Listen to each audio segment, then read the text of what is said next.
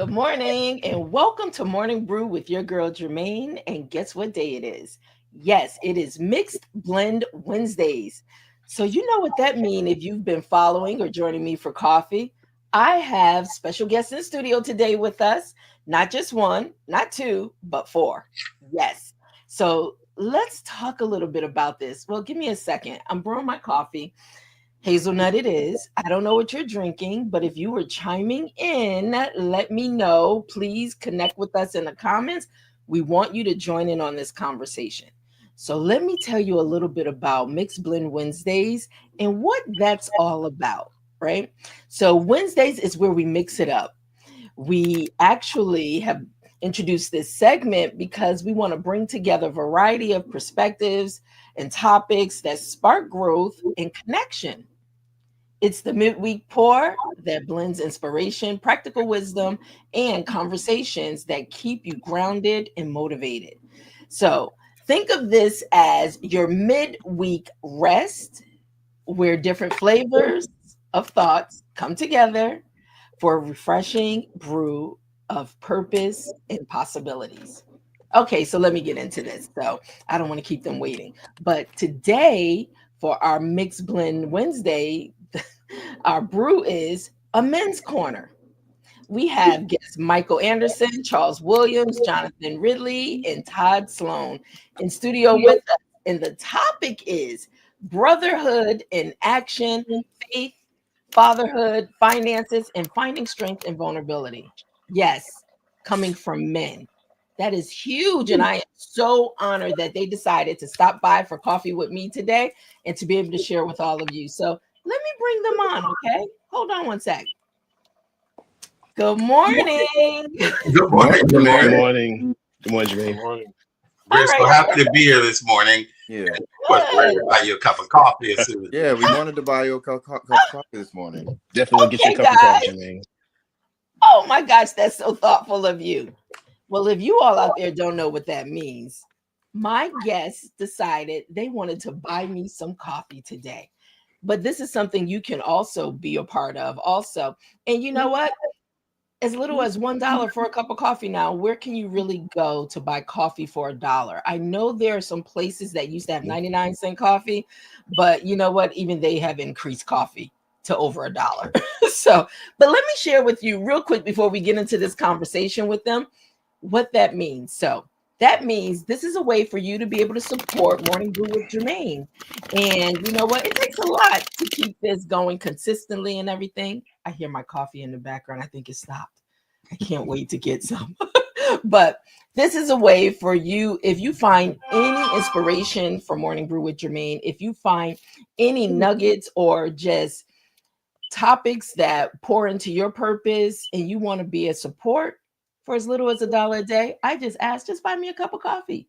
And this is pretty much it's buy me a coffee / let me make it easy for you. Let me just add it to the screen. That'll make it easy. There you go. buymeacoffee.com / morning brew with Germaine.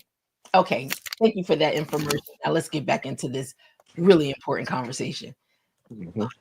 Let me clear up the screen. Give me a second. Okay. All right, guys. We are here. we are here. Oh Yes, we are. my goodness. First, I want to say thank you so much because you guys are making this possible at the last minute. So thank you for always being ready. But let's get into this. So if I can share with my audience a little bit about a men's corner, it is a dedicated space where men come together to speak openly about life, the victories, and the valleys. It's not about polished answers, but about authentic voices sharing struggles, triumphs, and wisdom. From faith to fatherhood, from finance to mental health, this platform uncovers what it means to live as a man, navigating the pressures of today while building legacies for tomorrow. Whew, that's heavy. As a female, I'm saying to the four gentlemen on the panel today, that is heavy. And Well, heavy is the crown we wear, so we have to do what we do because there's a lot of pressures on men these days and even in the past.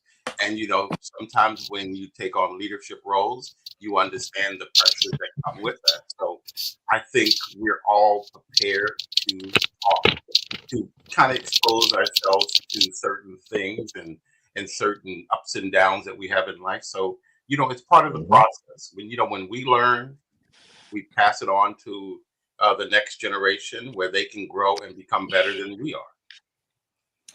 wow. So I have to say, being a female and married to my husband,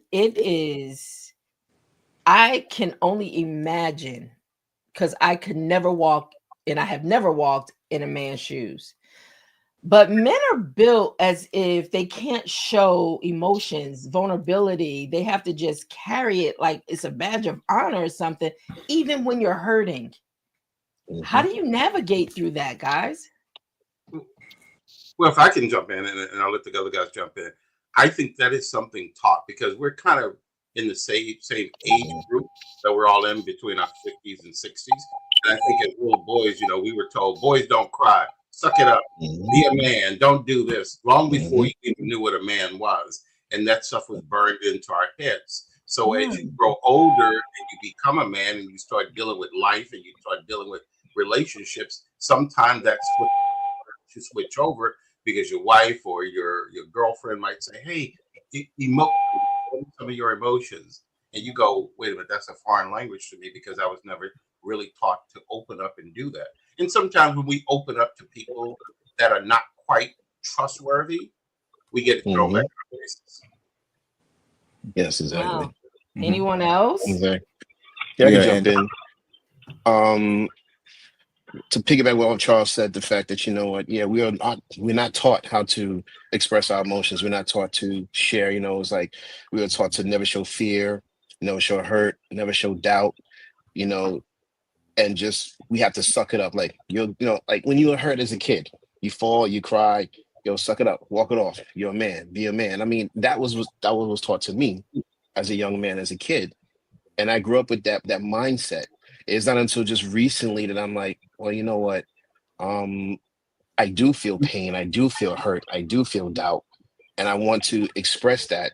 But it does take a special either group of people or it takes a special woman for us to feel comfortable to really open up to because I I think both men and women, women are not taught that men have emotions.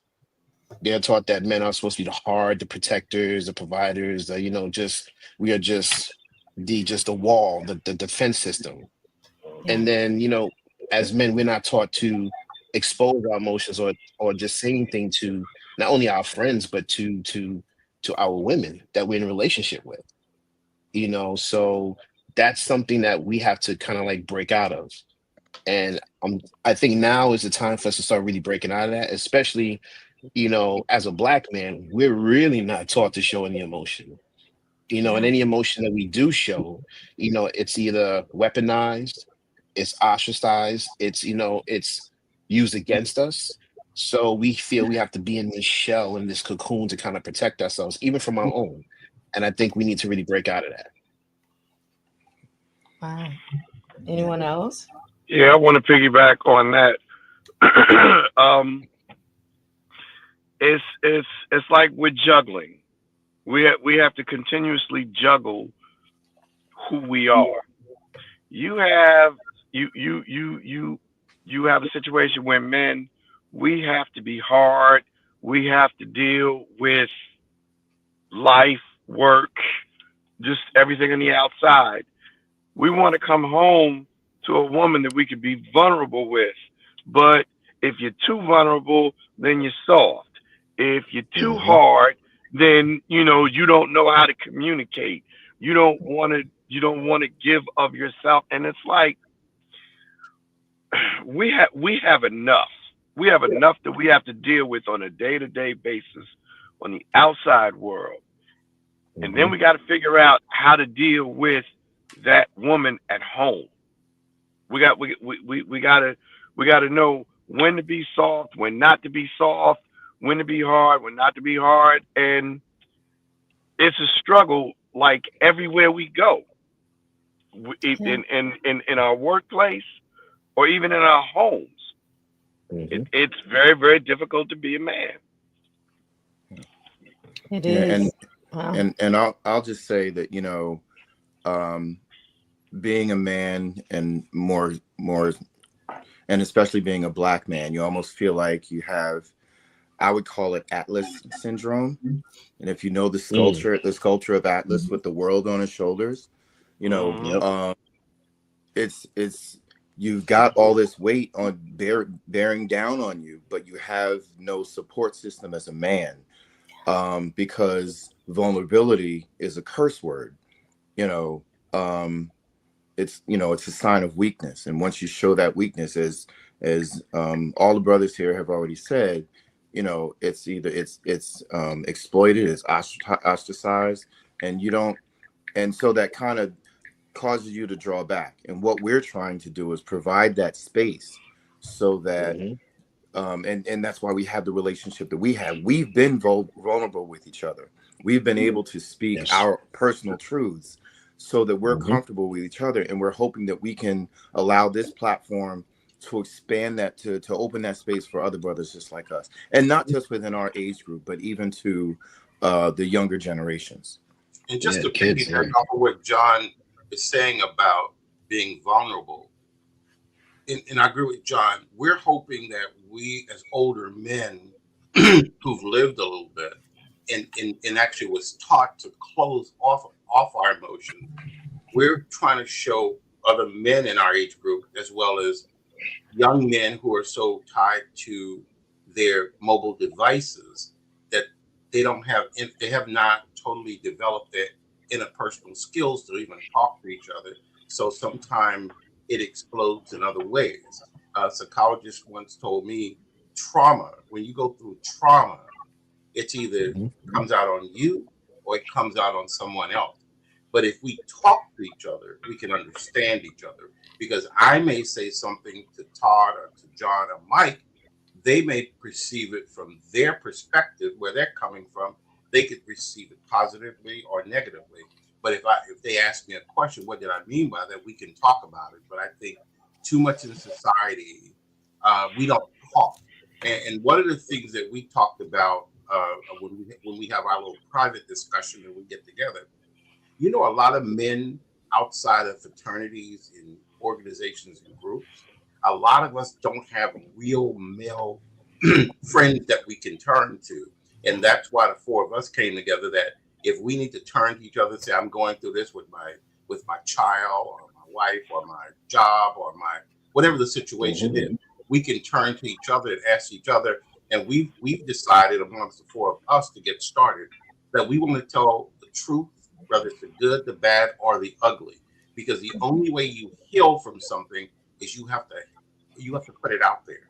You can't hide Absolutely. it, because if you hide it, it's only gonna multiply in the dark. Hmm. Absolutely. I want to chime in here based on some of the things you talked about. And as you all were just speaking about the vulnerabilities and how a man has to present himself and just feeling like um not feeling there's a safe space to be vulnerable even in your own household, it brought me to the place of conversations that I've had with my husband. And the one of the things that I realized, and Michael, you said it, I would always say to my husband, and we've known each other over 35 years, right? This is our second go round from college, right? So, but and this time we've been together for 18 years. So, but I said to him, this is a safe space, and I will never weaponize his emotional state because I needed my husband to be vulnerable at times. And the one time I saw is when he lost his sister back in last April. And I could tell he was holding in so much, you know, Hmm. and all I could do was encourage him to tell him it's okay. It's okay. This is, you're safe, you know. But when he did have that moment to be able to really just break and express, his humanness, you know. The one thing I think he caught himself, because it made me think men are really programmed. Like, did someone see that? What are they going to think of me? After he collected himself, and I still had to say to him, it's okay. But I hear the pain. I hear the pain, because you don't want to go home. You get beat up by the world, one, being a Black man, as you stated, and then have to go home and not get the understanding that you need. I don't know. I cannot speak for anybody's situation, but I realize communication is so key, and we are different. And Germaine, we're programmed to be fixers from the time that we're little boys. How do you fix something? How do you make it work? If somebody approaches with a problem, the first thing we think of, how do we fix it? I had a person tell me once that, Charles, sometimes you try to fix a problem even before God can get there. Sometimes you have to let people go through stuff in order for them to grow. With that. And Germaine, I'm sorry, I just want to make hold on, let me bring you in so you can chime in. No, I just want to make one point, because I have to say that I have been blessed with a wife that has been that support system and has provided me that safe space. So let's not get it twisted. Absolutely. I've had my issues, but I've got that support now. She's my queen. So I just want to make sure I acknowledge that. Once you know you have someone in your corner, they're gonna ride or die with you. Yeah, you will come and tell them anything. If your big toe hurts and you want to cry, you'll say, "Honey, my big toe hurt. I just want to cry for a minute." Absolutely. You understand that person is not gonna say, "Man, come on, get over it." Get over what? When we're hurting, whether it's whatever we're going through, whether it's a personal relationship, a business relationship, a friendship, when you're in pain, I think too many times society has taught us to discount men when they say they're in pain. What do you mean you're in pain? Especially if you have everything going for you and it looks like life. I was speaking to listened to a gentleman the other day, and he has a book called, I think it's called Man. And he was saying that too many times that when you ask a man, especially a Black man, how you doing? What is our first response? I'm okay. I'm okay. He said, don't do that. Ask them even more. I know you're okay, but tell me what problems you're having today. Are you having a good day or a bad day? Dig a little deeper, because we don't even understand how to tell people that we're in pain or we're going through something. We don't have those tools. Wow. But it's kind of like the Superman syndrome. Go ahead. No, wait, hold on. Let me bring you up. Go ahead. So what is it? It's kind of like, I think of it like the Superman syndrome. It's like we have to be strong. We have to be just like, this large and like powerful being, and the fact that but we have our kryptonite. It could be anything. Saying the fact that when we expose that, it makes us feel less than. Now I'll be honest. I mean, for me, I've never really cried in front of anybody before. Never, up until recently. And when I felt a certain sadness, I would either go in my bathroom and let it out, or I would be in my car and let it out. And I would gather myself together before I present myself to anybody, because I didn't want any questions. Like it's kind of weird. It's like I want people to know there's something going on, but I didn't want nobody to ask me any questions about what's going on. You all right? Because I don't know how to answer that. Number one, and number two, if I do answer that, is it going to be well received? And then number three, is it going to come back to haunt me in some type of disagreement or confrontation where it's thrown back at me? And to me, I've been in the spaces where I've been vulnerable and it was thrown back at me. I've been in spaces where the fact that, I was perceived differently because I showed emotion. And it was like, and that taught me like, maybe I need to just clam up and just not show anything, because certain spaces you just can't, you don't trust the spaces that you're in. The beautiful thing about me and my brothers here is the fact that, I can really be open. We all can be open to each other without any fear, any shame. And that's a godsend. And that's a good respite for me, in the fact that, if something's going on, I can call any one of them, all four of them, and say, hey, this is what I'm going through. Or there's times I call them, hey, you good? You all right? Everything good? Yeah, and then we check on each other. And I think a lot of men don't do that because they don't know how to do that. They're not encouraged to do that. And sometimes they may have friends that, they feel they can't do that with. We hang out together, we party together, go to the Super Bowl together, we do all these things. But again, when it comes down to really expressing our emotions, I don't know if I can do it with these fellas. We do everything else, but this, nah, I don't know. I think I could do that. And to me, I would challenge any brother out there looking and listening. I'm like, look, you know what? If you really feel that you are with a bunch of brothers, you can't really be authentic self with, then maybe you need to reevaluate who your friends are and reevaluate the circle that you in. That's what I think. And because I had to do a lot of reevaluating, and there was a lot of people in my life I had to let go because I'm like, you know what? I need to be healthy, I need to be happy, and I need to be safe. And if I can't feel that with you, then I gotta let you go and move on and find people who will do that. Because I'm creating my village. I'm creating my family as I go along. Yes, we have. I look at it like this, and this is my last thing I'll say. When you're born into a family, I look at family members as relatives, until they become family. And what I mean by that is the fact that, what, family are people who will support you, who'll be there for you, who encourage you, and who will sit there and sit with you if you need to cry. They need to hold your shoulder, stand behind you. And sometimes people you may be born into, your relatives, they don't do that for you. So sometimes you have to go out and create that for yourself. And that's what I did. I started creating my own family for myself and create my own particular unit where I could feel protected and safe and I could just be open. Yeah, you said quite a few things. One thing I want to ask all of you,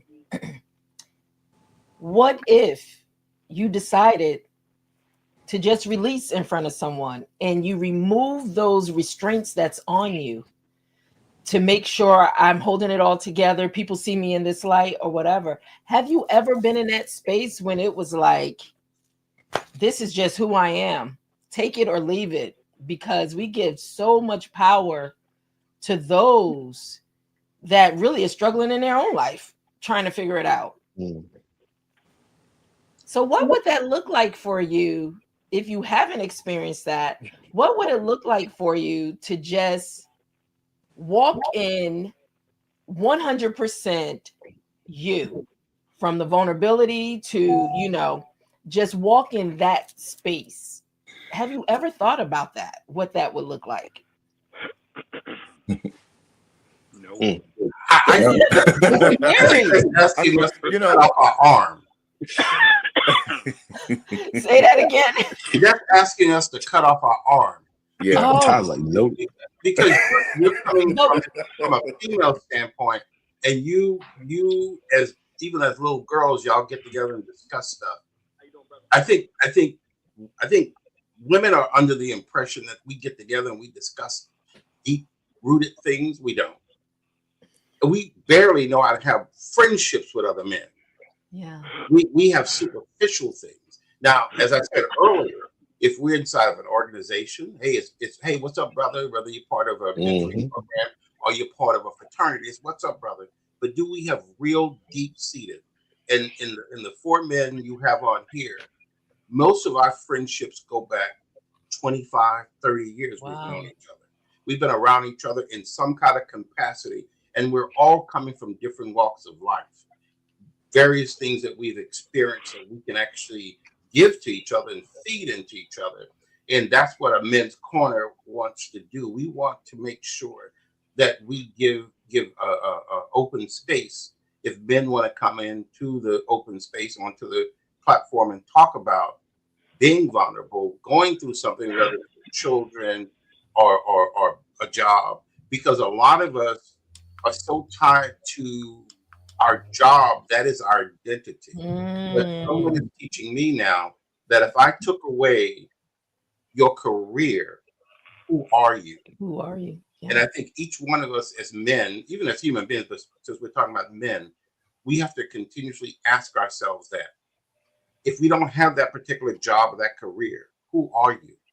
What did you want to be when you were 5, 6, 7, 8, 9 years old? What was that little boy's dream? Did somebody knock that dream out of you and tell you cannot accomplish it? And you went in a way where, see, because water seeks its own level. So sometimes when people kill our dreams, we seek the easiest path of resistance, right? And maybe what we're doing is not even what we wanted to do. But I would say this, you can always pivot. But a lot of times, Charles, people get stuck. So pivoting, and you find, and you know, I have to say this, and I want to apologize because you're absolutely right. Coming from a female's viewpoint, we'll never understand. We will never understand the struggle of a Black man ever, you know, and the trauma that a Black man deals with, and just having to every single day, you know, you go out there for no reason, just because you get heat, you get this energy, all this stuff. So on top of all that, I'll never forget a close friend of mine, he said every Black person needs to be in therapy. Yeah. That is one thing. Definitely. And that's one thing we as Black people, it was like taboo. Oh, absolutely. Because we couldn't go in and release ourselves. We didn't know if it was safe. We didn't want to feel weak, vulnerable, or, you know, but there's too much history and trauma that we as Black people have dealt with, especially our Black men. So please, I do apologize, because that question could have come across a little insensitive. You know, what would it look like? I don't know what it would look like. Because I think we're happy you asked the question. I think we're happy with you asked that question. Yeah. If you don't answer the question, we can't talk about it. Yeah. Exactly. And it gives us opportunity to think about that too, because I think the other part about, you know, releasing who we are to the world or to the public is like, I think one of the issues we would struggle with is acceptance. Who would receive us? Who would receive us at that level? You know, at the very, you know, you take away the clean shave face and you know, the build, if you're working out in the gym and they're down to the bare bones, who's going to accept you for what you look like at that point? Ooh. And I think that is the question that we would struggle with. And I think that's not just a male issue, that's a woman's issue too, because I think women would struggle with that as well. So yeah, I mean, to raise that question, now you really have to give thought to who do you think would receive you at your most vulnerable. And I know that these three brothers that we're talking to, they would receive me at my very worst. Yeah, most definitely. And I'm confident about that. Go ahead. I'm sorry. No, definitely. Wow. I'd also add that, you know what, who will accept us, but we first have to accept ourselves first. That's it. Exactly. You know, once we accept ourselves and be like, all right, this is me, good, bad, ugly, and different, and I'm cool. I had a conversation with a friend yesterday. I said, you know what, I am no longer in the business of trying to impress anybody. You know, who I am is who I am. You like it or you love it. You don't want to deal with it or you do. I no longer feel like I have to impress anybody. I'm just going to be me. And if you can accept that, great. And if you can't, that's okay. You know, say, I may not be your cup of tea. That's all right. You know, whether it be in a friendship situation, a social situation, a romantic situation, that's fine. I'm not going to take offense to it. I'm be like, all right, you know what? You're not my cup of tea. You're not my person. I'm just going to move forward. Or you're not my group. I'm going to move on. But before we can get people to accept us, we got to accept ourselves first, because what usually happens, we don't accept ourselves, then we start looking for that validation outside of ourselves for other people to accept us. And we want them to accept us in a certain way. When they don't, then now we start to turn that I guess that dislike or hatred or whatever inward. Like, what's wrong with me? I'm not good enough. And then it becomes self-deprecating and you start to really attack yourself. And then you further, like, you know, you give yourself a complex, you attack your self-esteem, and, you know, you don't show any self-love to yourself. And then you start going looking for that validation elsewhere, wherever you may find it. And sometimes you may look for it in drugs, you may look for it in sex, you may look for it in alcohol, you may look for it in other things that are going to be more detrimental to you So that I think the most important thing is really, really, you got to accept yourself first. And then once you're cool with who you are, bare bones and all, you could care less if nobody likes you. And you just only gravitate to those people who will gravitate to you. And if I can would say that off of what you're saying, Mike, that is so key. And I was just thinking about this the other day. Whether it's to our friends, to our coworkers, to our friends, to the person we're involved in, when we first meet somebody, we try to show up as Superman. And you know what happens over time? The cape comes off, and then that person said, "That's not the person I met. You showed me a different person, and you're wondering why that person is shocked." Opposed to you coming in as your authentic self, whether you want to wear lifters in your shoes to be taller, or you want to put on some kind of bodysuit to make your stomach push in. But what happens when they see the real you? They go, wait, hold on. I thought you had pecs. Wait a minute, I thought you were 5'9" or 5'10". See, sometimes we present a falseness of who we are, and that person falls for that person or wants to be friends with that person. Then when they see the real person, they go, wait a minute. So we're lying through, what is it, osmosis? We're not being ourselves, our true selves. You know what I'm saying? And that's what I like what Mike said. When you become comfortable with yourself, everything. I was just recently telling somebody that, because we fluctuate between an 8-year-old and the age we are. And I was just telling somebody, I'm going to write this letter to this man, which ended up being me, how I finally fell in love with me. Because once you fall in love with who you are, that becomes your authentic self. And then the people who need to be part of your life will be part of your life. And as the psychologist says on this podcast I watched all the time, you have to look at your life as a bus. What do bus drivers do? They pick up people and they let people off. So if people don't get off the bus, there's no room for new people to enter the bus, because some people are in your space for a moment or time to teach you something. And then you need to move on to the next person. Not that you're pushing them to the side. It's just a situation where you need other people to come in and help you grow. And sometimes ripping a Band-Aid off is good too. Because, and I'm going to say one last thing. I'm going to shut up because I think I'm talking too much. No, I was told that if you pray for patience, God is not going to give you patience.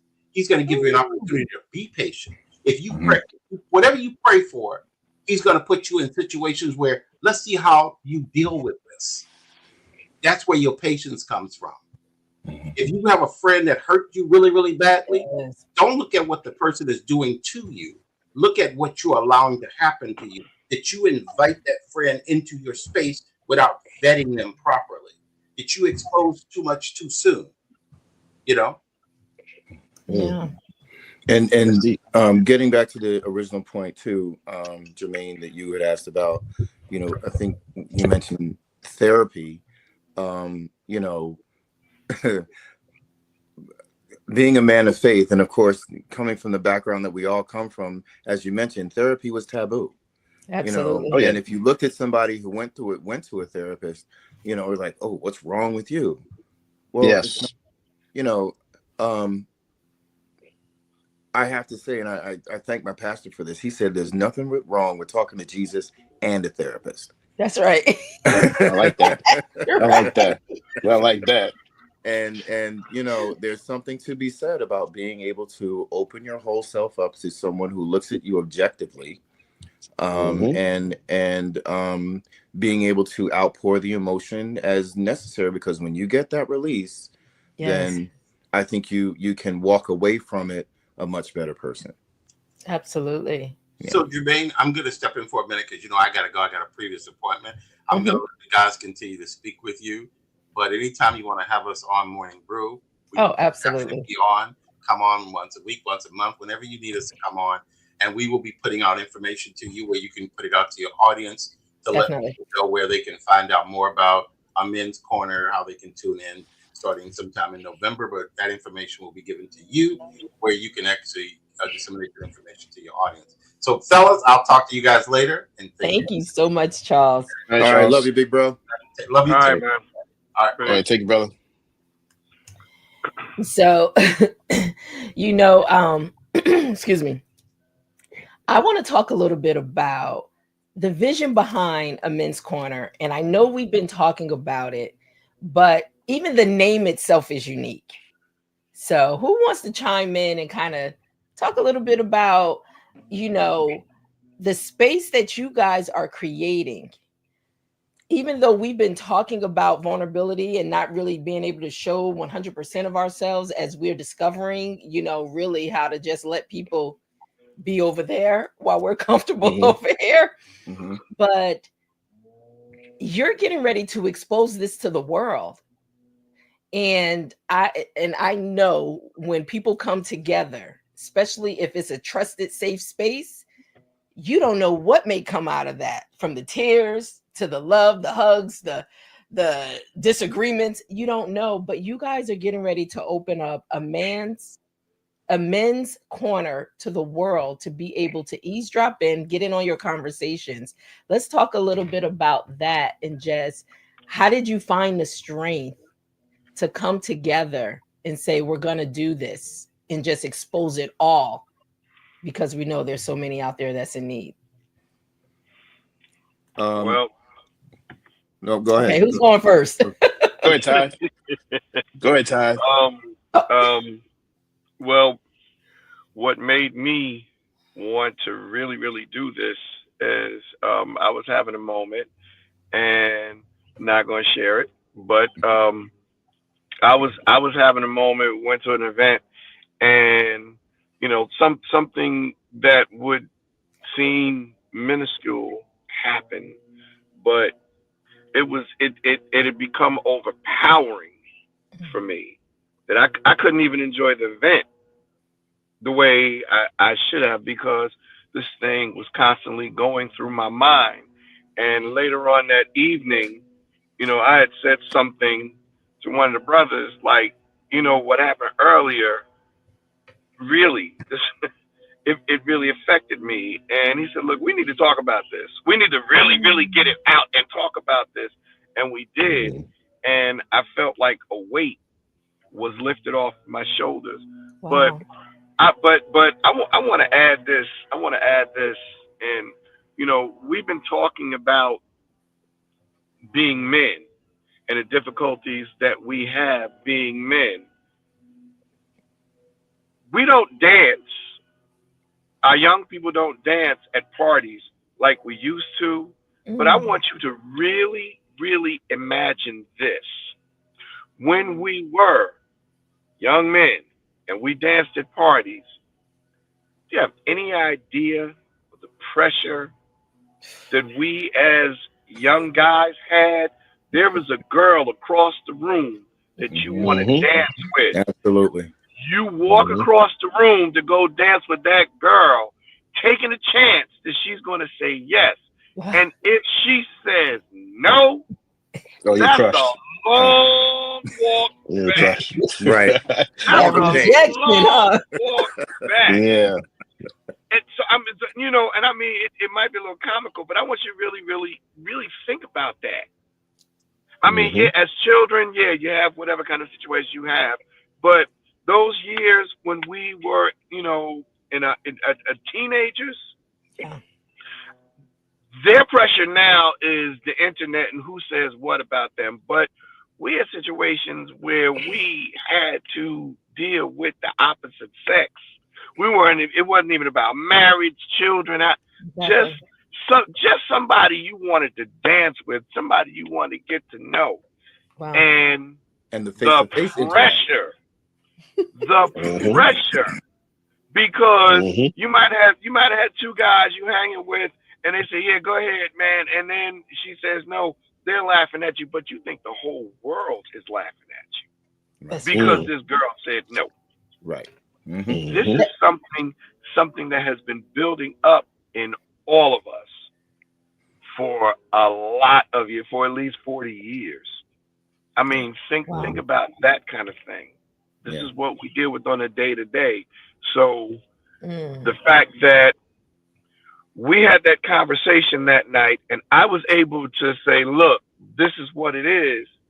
And and the biggest and most important thing, and this is what a lot of people need to take with them, the most important thing that did not happen was somebody would say, "Oh man, get over it." There's a big difference between "Oh man, get over it" as opposed to "I hear you, I received that, I understand, and you know what, my bad, I'm sorry." Wow. Absolutely. Right. Absolutely. That changes everything. Wow. Get over Sure does. it. Get over it is like boom. All right, you're done. You're stuck. Whatever it is you're feeling, you got to keep that. But if somebody, but when somebody acknowledges it and says, "Hey, you know, I received what you said. My bad." Not a long soliloquy. Not, you know what? I'm so sorry. And as men, you could just say, "Hey, brother, my bad. I was wrong. I shouldn't have did that." And that would alleviate so much. But we can't have these conversations because amongst men, amongst our brothers, if you don't have that safe space, if you don't have that connection or whatever, you're going to get, "Oh man, don't worry about it, man. Get over that, man. Why you worried about that?" Wow. I'm worried about it because it's what I feel.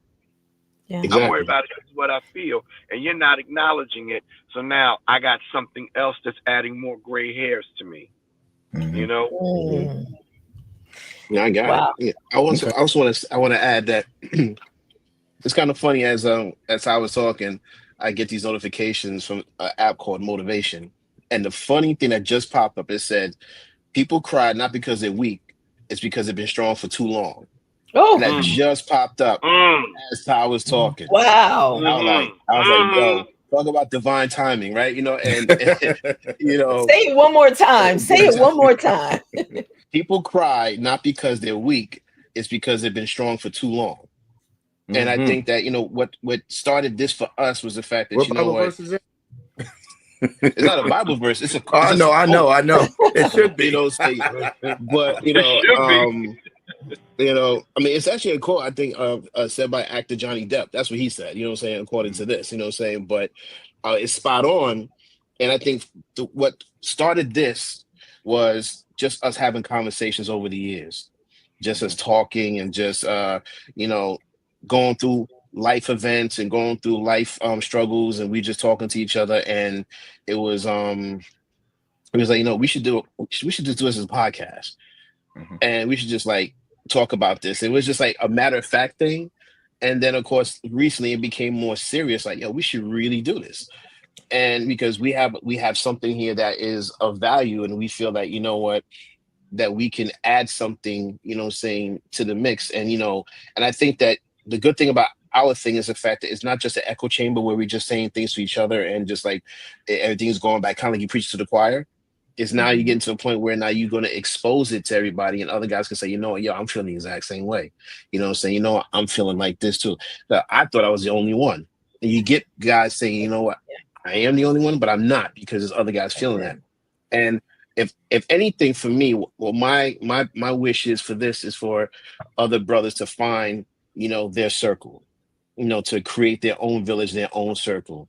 They see the four of us, it's like, all right, if these fellas can do it, then you know what, I can do it for myself, you know. And it really started because I've known these guys for like over 20 something, going on 30 years, and I would call them like, yo, everything good? You all right? How you doing? You know, and they would call me, you good? Yeah, I'm good, you know. And even when I get a voice message, hey, call me, we'll make sure you're all right. Haven't talked to you in a bit. What's going on? What's good? You know, just to check in and to let them know, like, hey, somebody's checking out for them. You know, so, and that way, you know, you need that sense of community, you need that sense of, I guess, accountability too, you know what I'm saying? So people can look out for each other, because sometimes, you know, we live in a world like everybody's strangers, like, that's not my problem, that's his problem, that's a personal problem, I don't want to get involved in all that. You know, we live in a world like that, you know what I'm saying? And it seems like it's getting worse, you know. And I think I mean, I look at the world through the lens of a black man, because that's what I am. Yes. You know what I'm saying? I can't look at the world through any other lens. You know, and I have children, and they were like, Why does everything have to be about race? I said, because it is. I Mhm. said, for us, it is about race. That's right. I say, with your friends who are not, who are non-black, their world is totally different from our world. How we're perceived, how we're looked upon. I mean, I had to tell my kids the other day, I said, honestly, our hair texture is weaponized, our skin color has been weaponized, our emotions have been weaponized, saying our way of life has been weaponized to the point where the fact that it's become this whole thing that is turning inward on each other. And we're looking at ways to tear each other apart. And it's like, it should be like, hey, wait, hold on. We're not the enemy here. We're all in the same boat. That's the enemy out there. And that's what we should be fighting against, not each other. And I had to tell my kids that, and I think that, the space that we're creating here is the first brick, Yeah. saying in the foundation that we're going to be building. And like I said, I'm just hoping all the brothers out there listening, you don't got your village, you don't got your tribe, you don't got your crew. Find them, build them, support them. And before you know it, you'll find a space where you feel safe. I want to chime in if I can. Wow, a lot of things. And I'm going to start back with Todd. Todd, you're absolutely right. Early on, we deal with levels of rejection. And instead of us really dealing with it to talk through it, we never find a place to talk through it. So we carry it and it begins to shape our lives along this thing called life, this journey. Mm-hmm. And now, just like it's compounded and compounded, and here we are as adults still dealing with that initial interaction of just asking someone to dance, not realizing she may have been afraid or may have wanted to say yes, but then so you never know what the other person is dealing with either. Mm-hmm. But all you know is how you were left, and not having a space for someone to say, my brother, you know what, it's okay. You know what, that doesn't change who you are. Just go ask the next girl, because you can ask 5 times and get 1 yes. Right? That's true. Yeah. That's true. Yeah. But I want, go ahead. I'm sorry. Go ahead, Todd. You were saying that you could ask 5 times to get 1 yes, but in our case as men, after the third go around, you just quit. Go have a soda. Yeah, it's like enough, right? Enough already. Yeah. Is the game on? Is the game on? I'm gonna go watch the game, man. What's the point? And we give up. Yeah, but I got it. I want to say this because it is a blessing. And one, I want to congratulate all 4 of you for taking the step of saying, you know what, the world needs to hear this. And allowing people into your space, into your vulnerability, into your discussions. And the one thing Michael said, and I absolutely, my husband has 2 of his fraternity brothers, and they walk like every Sunday together, but they're just family. And me as his wife, I'm asking, hey, you going out with your brothers today? Because I know when they get together, there are conversations they have to strengthen one another. Even that helps helps even in our marriage, And so you're absolutely right. Find your tribe. And then, guys, maybe people don't have that, but maybe they find something in a men's corner. And maybe it gets to the point you guys open it up to allow people the space, the safe space of just joining your community. It may not look exactly the same as the core 4, but it gives them an opportunity for a safe space to know that I can be vulnerable too. Mm-hmm. What's this fraternity? Got it, Todd? What fraternity is he in? Oh boy, here we go. He's an alpha. Oh, that's all right. That's okay. Listen, it's all love. It's all Greek love, right? No judge. No judge. Oh my God, yo. That's a whole nother morning brew. Battle of the fraternities. Oh Lord have mercy. No, this brother did not just do that. But I want to say this because we have people chiming in, and I do want to say for all those that are out there that are listening, that's coming up in the comments. Oh my God. And actually leaving their comments and stuff. And for those that you just want to watch from afar, that's okay too. But if you have any questions that you want to ask, or if there's anything that you want to state and make it a part of this conversation, please do so. Just chime in. So we have people over on Instagram, Mr.TG for life. Thank you so much. You've been with us since the start of this conversation. Big Mike Sachs. Oh my gosh, this is over 20 plus years. There was a group that I managed, and he was the saxophonist, incredible saxophonist. Mike, it's so good to see you or have you join the conversation. Then we have Sean 255 and Jesse Moss 92775 over on Instagram. But I have a comment on LinkedIn. So I'm going to pull it up on the screen. Annetta Wilson Barnett, this is some conscious discussions. Encouraged to see you guys are working together and supporting each other. That is so true. And me as a woman, I love to see that, because the day and times we're living in right now, we need the strength of our men, But if I can say and bring you guys back up in this discussion, but I do want to say something that Michael hit on. When we think about us as Black people, individuals, a thought came to my mind as you was talking about and sharing with your children of us being Black and American, how it's different from the other races, because it absolutely is. But the thought was, when you think about how hard they try to destroy us, how hard they try to tear us down and break us, boy, we must be some real special people that people will put that much effort and that much work into trying to destroy a race of people that, one, has built America, two, that has brought education systems to the culture, to the world. I mean, the creativity and how the other races want to co-opt what we create. When you think about why they try so hard to eliminate us as a race of people, it makes you start looking at yourself differently, to the point like, wait a minute, I'm more powerful than I'm giving myself credit for. Absolutely. Yes.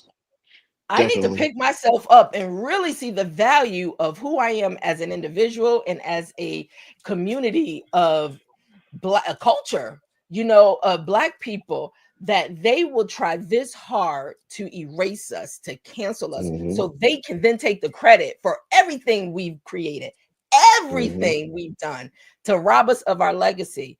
As you can see, my energy gets a little high because this is a hot topic for me. It's okay. We feeling it's all good. It's all good.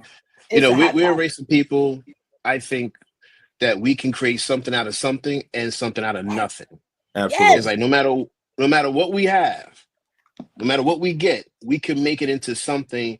And it's kind of like, it reminds me of, I was talking to a friend about I'm into Marvel movies, and we're watching the first Iron Man, and the fact that where Tony Stark built his little arc reactor in the cave, saying, with very little materials. And then you fast forward in the movie, the other guy, his partner, wanted to make it a bigger arc reactor, and the scientists, for some reason, could not duplicate his formula. They couldn't make it. They said the technology doesn't exist. But he was pissed. He was like, "Yo, Tony Stark built this in the cave with a box of scraps. Why can't we build it with this?" And the guy was like, "I'm sorry, I'm not Tony Stark." And I say that to say the fact that, what, we are, I guess you could say our community is kind of like the Tony Stark, where we can build and do things that nobody can even imagine. And no matter what they try to do, they can't duplicate it. They can't fabricate it, because of the fact that, what, the only thing they can do is steal it from us and take the credit. So that's the only thing they can do. Yes. But we have that greatness within us to really build something that, what, no one else has seen before. And you're right, Germaine. They want to destroy us because of the fact that, what, it's kind of like, I'm a movie guy. I know, like, I saw Higher Learning, and Ice Cube's character said, "They hate me because they ain't me." That's it. And I mean, and it's true. So you don't like me because you're not me. And what is it about me that you don't like? Because why? Because I could do something you can't. Instead of just saying, "Yo, hey brother, how do you do this? Can you show me how to do it?" It's more like, I can't stand you because you can do it. Now I gotta take this away from you. Yeah, And no, they that's the need the opposition credit. we're dealing with. They need Exactly. the credit. And you talked about Marvel. I got to remember what network it's on, but they talk about the Disney. history of Marvel. Mhm. And do people understand how a lot of the characters came from us?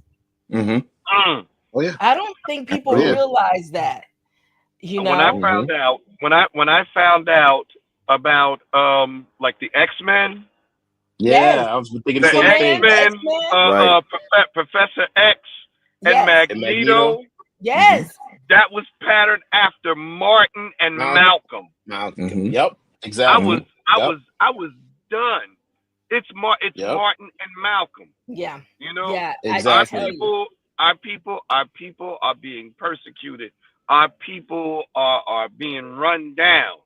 And one says we have to find a way to live together, and the other one says no, we don't. We need to separate Hmm. from them. It Right. is Martin and Hmm. And Malcolm. absolutely. Yeah, that's it. yeah. I would add to that, Todd. I remember Stanley. He did an interview way back, and they asked him Yes, about that.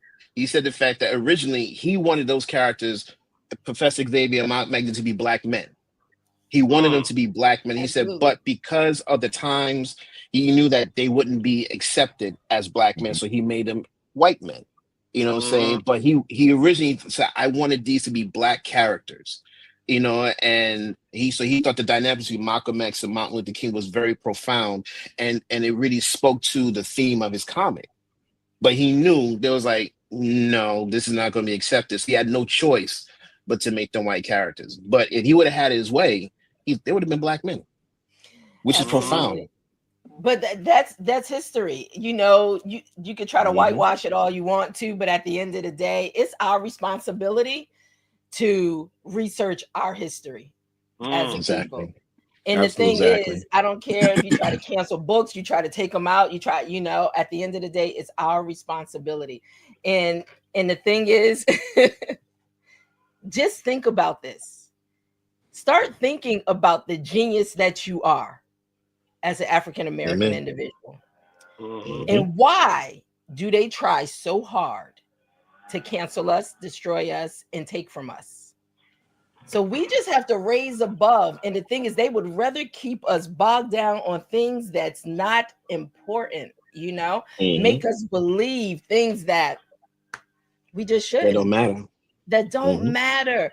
And Mhm. so Yep. find you in the whole scheme of everything. This thing called life, find you. Find the source of your true being. Go back to the Hmm. source of your true being, because when God created us, we were good. So let nobody tell you you're not. Mhm. Amen. Absolutely. Amen. Amen to that. All right, guys. What's next? Ooh. Wait for the movie. Let me say, hold on. I'm gonna add this comment up too. Hold on 1 second. Oh my Film is God, coming it's out funny. in August. So we have Leslie, who says, we came to this country with nothing and have created genres of music, fashion, food, and you can continue that list on and Mhm. on and on. Hmm. Absolutely. Most Industries definitely. have been built on our backs. Mhm. Billionaires have built legacies on On our our creation. backs. Yep. And that's why these Hmm. systems are set up like this. But the thing is, when somebody decides, and I worked in the entertainment industry, the music industry for years, and the thing that really gets me hot, before you put something out or before you did a transaction to do a business deal, you own 100% of your intellectual property, right? You own the Hmm. music that you created. You own Yep. that. You own the designs you created. You did that. Before you went to do that deal to give all your rights away for someone else to build their legacy for their children and their children's children, you Hmm. don't realize it's not putting your homeboy on staff with you because they gonna, help go find somebody that can really educate you on owning your Hmm. rights. We Yep. don't own anything when you think about it as a people. We don't own anything as a people. Mm. Think about it. So it makes it easier for them to cancel us out. And we all saw what happened with the whole Disney ABC. We all saw what we've been seeing. If you've been a part of even Target, you want to cancel us as a people. You want to take our money. You want to cancel us. But at the end of the day, we are realizing the power we really have in our dollars to shut stuff down. And I think the issue that comes up as well is that when we start doing that, there then creates a fear in other spaces. Absolutely. Where they choose that, okay, this isn't right. This is going to do better than what we're doing. And it ends up being destroyed. You know, I've read so many articles about not just Black Wall Street, but there are so many cities, Black cities and villages that were destroyed, disappeared, That's right. and even sit in places that we walk over every day. Walk through Central Park. Guess what? That used to be a Black town. Wow. So I think it was called Seneca, I believe. Yeah. So, you know, we've done it. We just have to make sure that we continue to do it regardless of these circumstances and just be focused on our mission. You know, so I agree wholeheartedly with you, Germaine, that, you know, we've got to keep building and not be and not allow, you know, our talent and our abilities to be suppressed. That's it. Own it. Own it. That's right, Leslie. Even Martha's Vineyard. Absolutely. We have to build our own Wakanda, so to speak. That's it. Nah, I'm serious. No, we got to build our own version of Wakanda. We do. Exactly. We really do. But we build unity. ours and we defend it and we pick and that's the unity, community, the hard togetherness. Thing, we have to get people together to do it, though. That's it. Exactly. Yeah. And we need to keep that mindset of Wakanda as well, because our music, our style of dress, everything, you know, we understand has been taken from us. But in the world of Marvel, when they put together Wakanda, it's like, you can't take this because we are so far ahead of you. We are so advanced. I don't see that being replicated by anybody else. Absolutely. By anybody else. Okay? This is a country that was hit by a meteor, which is a blessing from God because it made it so incredible, beyond imagination, which the things that we do as a people are beyond imagination. But unfortunately, they pirate it, they take it, and they do whatever. But that whole thing of Wakanda brought us a sense of pride. Absolutely. Absolutely. Absolutely. And we do understand, you know, well, some people thought Wakanda was real, but you know what? It is for us to see what could be. What could be. And you and what's interesting, and you know what, I want to say, because if you all notice, there has been a shift of power now in this conversation. Have you noticed that? Have you noticed that it's like we're taking back our power? This conversation it's literally evolving to a place like, wait a minute now. We're going to take back our power. We're going to know exactly who we are. We're going to continue to do what we do, and we're going to do it better. And we're going to continue to pull people in together. And so as you guys are launching the Amen's Corner, I just see the strength of men coming in, even with the weight that they carry on them, but being able to find a place of release, of letting those burdens, leaving those burdens there and walking out tall and strong. And I can change this world. I can do whatever, you know. I just sense that. I feel that is getting ready to happen as you guys launch Amen's Corner. Woo! Right. I mean, and all you're doing is showing up in your authentic self, but the power in it, I just feel the power in it. Wow. And we're hoping that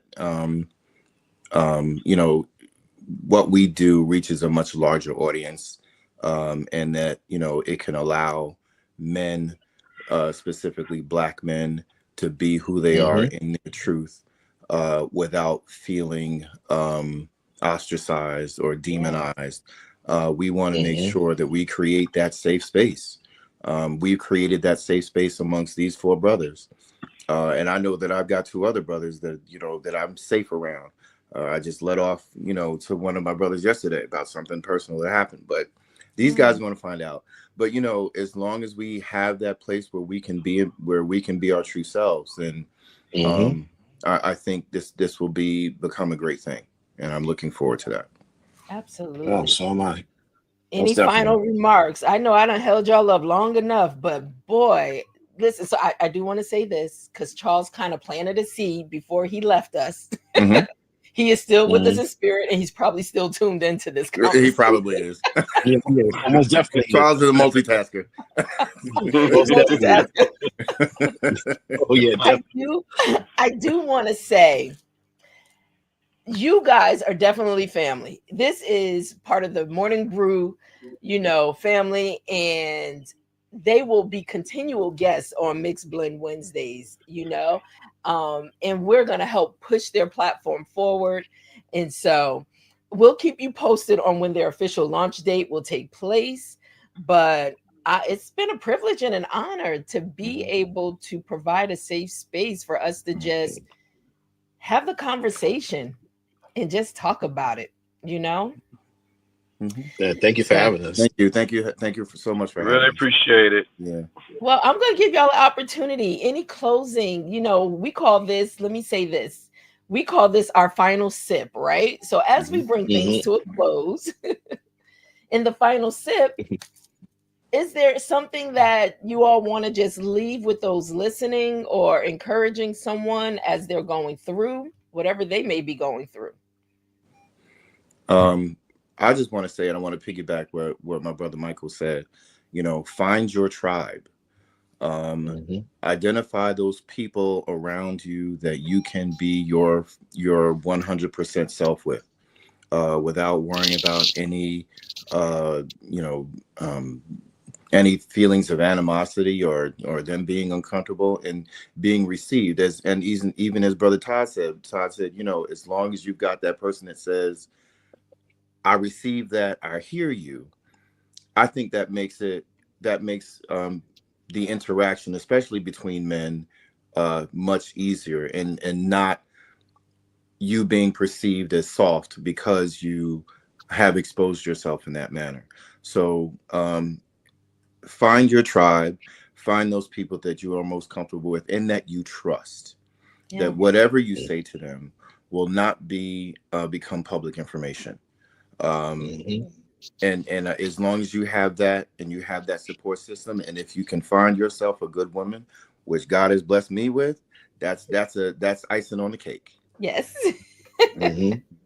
Absolutely. Anyone else? I got something to say. I would say for me, I would say, you know what, for all the gentlemen out there, you gotta love yourself first. You gotta learn to accept who you are, flaws, quirks, idiosyncrasies, whoever you are, you gotta learn to accept yourself. You know what I'm saying? And love that person.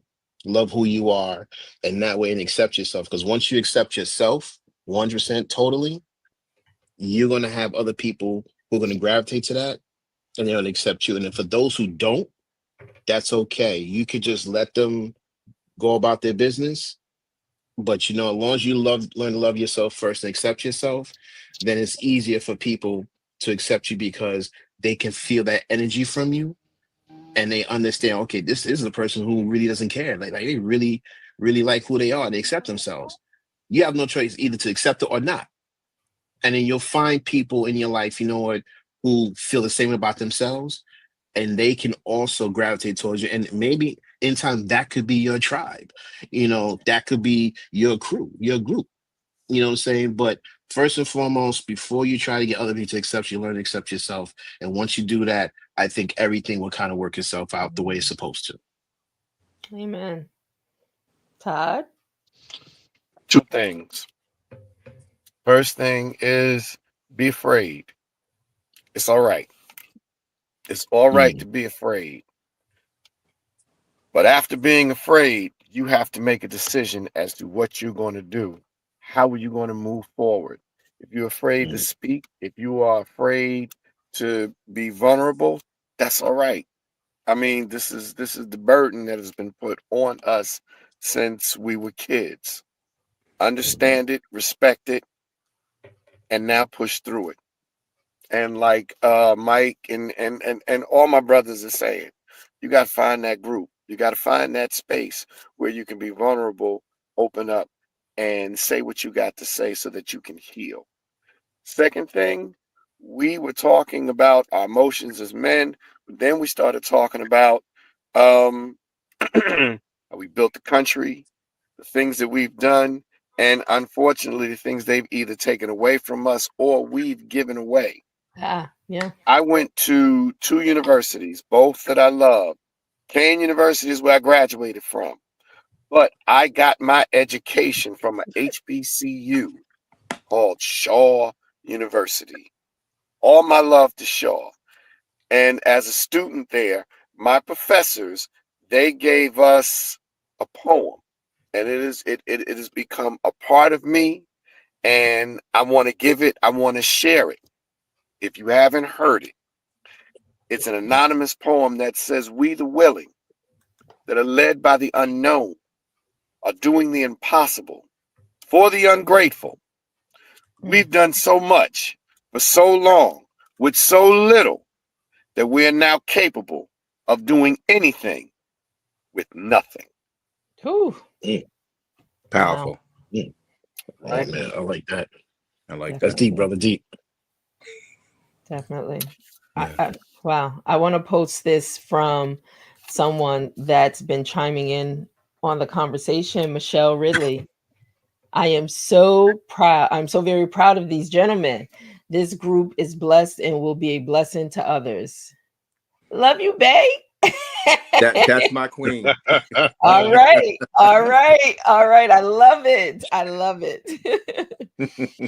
So I just want to say in our final sip that a men's corner isn't just about talk, it's about transformation. When men gather to share honestly, they create a ripple effect of healing, accountability, and change. These conversations are fuel for building stronger families, stronger communities, and stronger futures. Gentlemen, it has been truly a pleasure. And like I stated, they are friends, now family of Morning Brew with Germaine. So you will definitely be able to chime in when they're ready to drop by and just drop some wisdom or just let us know what's going on. And so thank you all out there for chiming in. Guys, just stand by one moment as we bring this to a close, okay? All right. But thank you all so much for chiming into Morning Brew with your girl Germaine.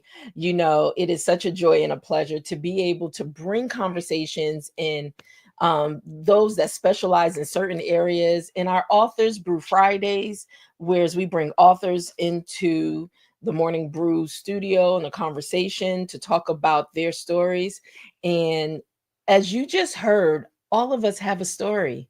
The power of one story is life changing. It is life changing. And me as a publisher, 17 years publishing bestseller books, I encourage you to write that story. Just like Charles mentioned earlier, how he wrote a letter to himself. Sometimes you have to start with a conversation with yourself, but please stay connected. Stay connected. I will definitely keep you up to date on when a men's corner is launching globally, worldwide in the conversation, that you have the opportunity to just be men, to just talk and discuss things. And you know what? If they decide they want to release it for everybody to chime in, that's on them and we'll take it. But if they decide that, you know what, this is just going to stay intimate and we're just going to keep it right here, that's on them too. So I just encourage you all to stay strong, you know, and let's look at things a little different. Understand, people wouldn't try to work so hard to destroy you as a race of people if they didn't see your power more than you see your power. And with that, have a wonderful day. Please stay safe out there. because this world has lost its mind. But stay safe in them streets, okay? And just remember, your genius is right there. Your genius. You just have to tap into it. All right. Love you all. We will be back again tomorrow to continue on our series, We the People, which talks about the power of who we are as a people. And with that being said, make sure you stop by for coffee tomorrow. Have a great day. Bye now.